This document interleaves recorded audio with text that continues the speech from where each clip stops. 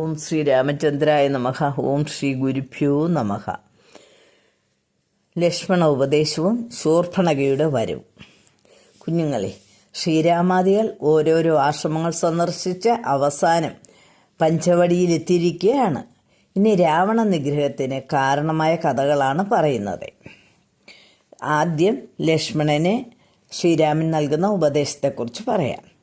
ഒരു ദിവസം ലക്ഷ്മണൻ മറ്റാരുമില്ലാത്ത സമയം നോക്കി ശ്രീരാമൻ്റെ പാദങ്ങളെ വണങ്ങിയിട്ട് ലക്ഷ്മണൻ പറഞ്ഞു, സ്വാമിൻ, ഭക്തനായ അടിയൻ്റെ അജ്ഞാനം നശിക്കുന്നതിന് മുക്തിമാർഗത്തെ ഉപദേശിക്കണമെന്നും ജ്ഞാനം, വിജ്ഞാനം, ഭക്തി, വൈരാഗ്യം ഇവയുടെ ലക്ഷണങ്ങൾ പറഞ്ഞു തരണമെന്നും അപേക്ഷിച്ചു. അപ്പോൾ സന്തോഷപൂർവ്വം ശ്രീരാമൻ പറയാൻ തുടങ്ങി, മായ എന്നത് ദേഹാദി ജഡവസ്തുക്കളെ ആത്മാവെന്ന് അഭിമാനിക്കുന്ന മിഥ്യാബോധമാണ്. ഈ മായയാണ് പരമാത്മാവിൽ വിശ്വത്തെ കൽപ്പിക്കുന്നത്. വെളിച്ചക്കുറവ് കൊണ്ട് കയറ് കഷ്ണങ്ങൾ സർപ്പമാണെന്നുള്ള തോന്നലുണ്ടാക്കുന്നത് പോലെയാണ് മായ കൊണ്ട് പരമാത്മാവിൽ വിശ്വാസം തോന്നിക്കുന്നത്.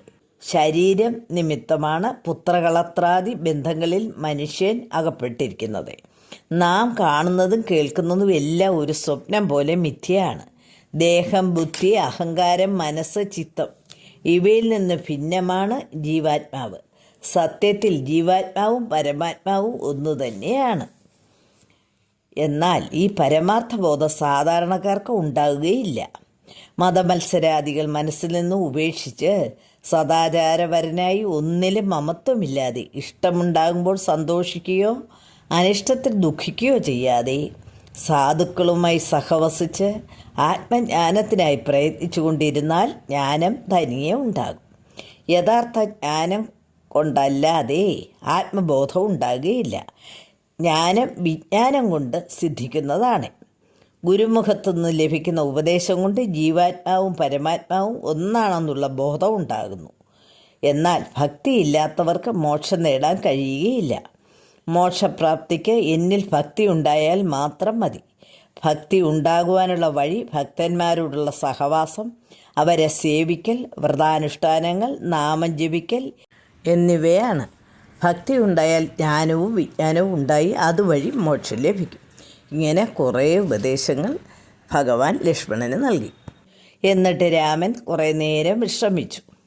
അപ്പോൾ രാക്ഷസ സങ്കേതമായ ജനസ്ഥാനത്തിൽ വസിക്കുന്നവളും യഥേഷ്ടം രൂപം മാറാൻ കഴിവുള്ളവളുമായ ഒരു രാക്ഷസി അവിടെ വന്നു. താമര, ധ്വജം, വജ്രം, തോട്ടി മുതലായ അടയാളങ്ങളോടുകൂടിയ ഭഗവാന്റെ കാലടികൾ മണ്ണിൽ പതിഞ്ഞു കിടക്കുന്നത് ആ രാക്ഷസി കണ്ടു. ആ കാലടികൾ പിന്തുടർന്ന് അവൾ സുന്ദരിയുടെ വേഷം ധരിച്ച് രാമാശ്രമത്തിലെത്തി. അവൾ സീതാദേവിയോടൊപ്പം സന്തോഷത്തോടെ ഇരിക്കുന്ന ശ്രീരാമനെ കണ്ട് കാമപരവശയായി. അങ്ങ് ആരാണ്? ആരുടെ പുത്രനാണ്? ഈ കാട്ടിൽ വരാൻ കാരണമെന്താണ് എന്ന് ചോദിച്ചിട്ട്, ഞാൻ രാക്ഷസ രാജാവായ രാവണൻ്റെ സഹോദരിയാണ്, ശൂർപ്പണഖയെന്ന് പറഞ്ഞു. ഇഷ്ടം പോലെ ഏത് രൂപവും കൈക്കൊള്ളാനുള്ള ശക്തി എനിക്കുണ്ട്.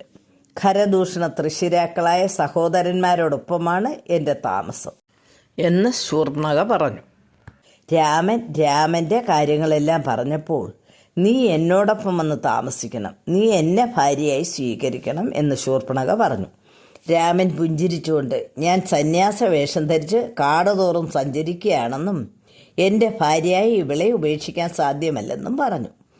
അതുകൊണ്ട് നിനക്കെല്ലാം കൊണ്ട് യോജിക്കുന്നത് എൻ്റെ അനുജനായ ലക്ഷ്മണനാണ്. നിൻ്റെ ആഗ്രഹം അവനെ അറിയിക്കുക.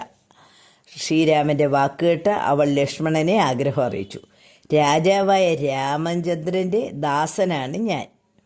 നീ കേവലം ദാസിയായി ഇരിക്കേണ്ടവളല്ല. അതുകൊണ്ട് നീ രാമനോട് തന്നെ ചെന്ന് പറയാൻ പറഞ്ഞു. അവൾ രാമൻ്റെ അടുത്ത് ചെന്ന് പിന്നെയും പറഞ്ഞു. രാമൻ പിന്നെയും അവളെ ലക്ഷ്മണൻ്റെ ഭാര്യയായിരിക്കാൻ ഉപദേശിച്ച് വീണ്ടും തിരിച്ചയച്ചു.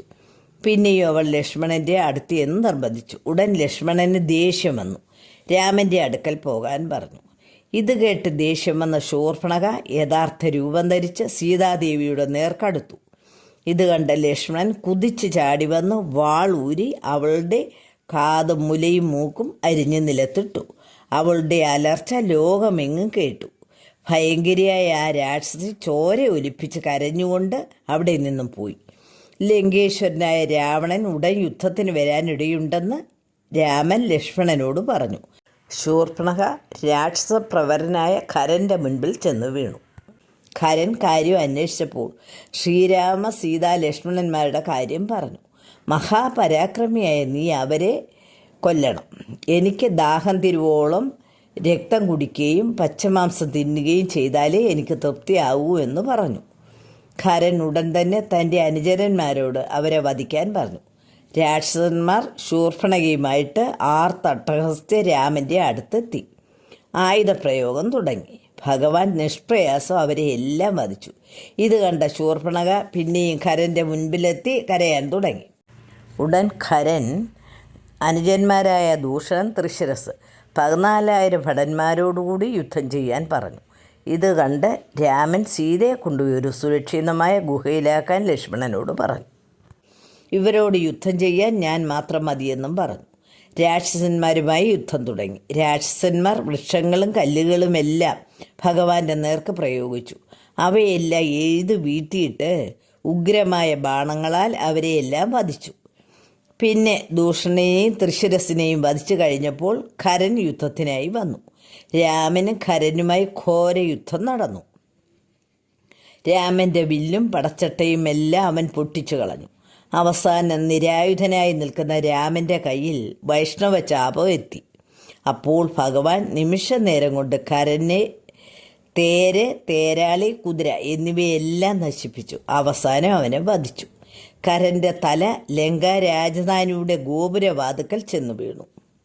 കുട്ടികളെ, ശ്രീരാമൻ 3.25 നാഴിക കൊണ്ട് 10,000-ൽ പരം രാക്ഷസന്മാരെ കൊന്നത് കണ്ടല്ലോ.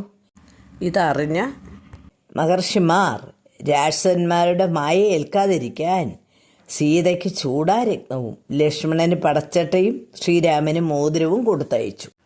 കുഞ്ഞുങ്ങളെ, ലക്ഷ്മണ ഉപദേശവും രാവണ നിഗ്രഹത്തിനുള്ള പ്രധാന കാരണമായ ശൂർപ്പണഖയുടെ വരവും കണ്ടല്ലോ.